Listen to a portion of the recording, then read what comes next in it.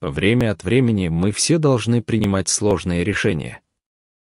Но решение, которое супруги Ник и Бруклин Шнар вынуждены были принять, является самым тяжелым испытанием, которое могут пережить будущие родители. Когда Бруклин ожидала своего третьего ребенка, врач столкнул ее с фактом того, что ребенок родится больным. Несмотря на это, пара решила не прерывать беременность и клянется любить ребенка, каким бы он ни был. Они еще не знали, какой удивительный сюрприз их ожидал в конце. Когда все закончилось, Ник решил рассказать всему миру историю своего сына, чтобы показать другим родителям, что чудеса случаются, даже когда их меньше всего ждешь. В течение 10 месяцев моя жена Бруклин несла в себе очень больного ребенка. Врачи сказали нам, что у него гидроцефалия. Это заболевание также называется водянка головного мозга. Мы обратились к нескольким врачам, лучшим специалистам, которых смогли найти, и они единогласно заявили, что состояние нашего сына очень серьезное, дорогая, оно не улучшится. Мы почти заплакали, глядя на результаты томографии. В какой-то момент врачи сказали, что с вероятностью 90% наш мальчик умрет сразу после рождения, и если он выживет, то страшно представить, какая жизнь его ожидает. Мы встречались с экспертами, которые объяснили нам, как необходимо будет поддерживать жизнь нашего ребенка. Мы переживали кошмар, в какой-то момент мы могли прекратить предоставление этой поддержки и позволить нашему сыну успокоиться на небе. Бруклин переехала в Цинциннати, где находился больница, и жила в отеле рядом с ней на случай внезапных родов. Я постоянно бегал между городами, пытаясь работать и заботиться о наших старших дочерях. 8 июля я получил сообщение: Бруклин находится в роддоме.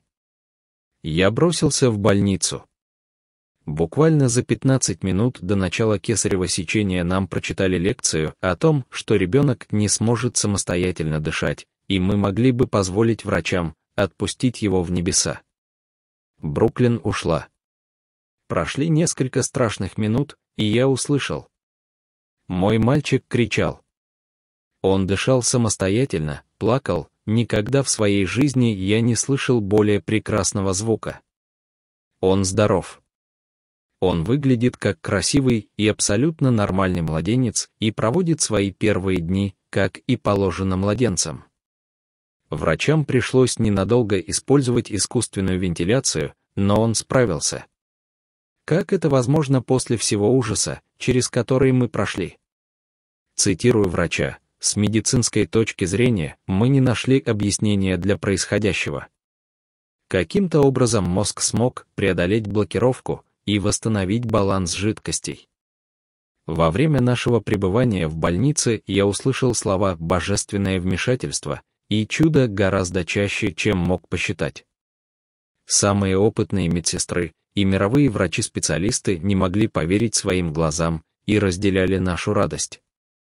Я знаю, что все родственники, друзья, коллеги молились за нас и просили других поддержать нас своими молитвами.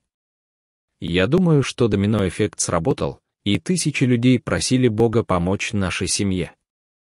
Спасибо. Спасибо всем. Спасибо. Спасибо.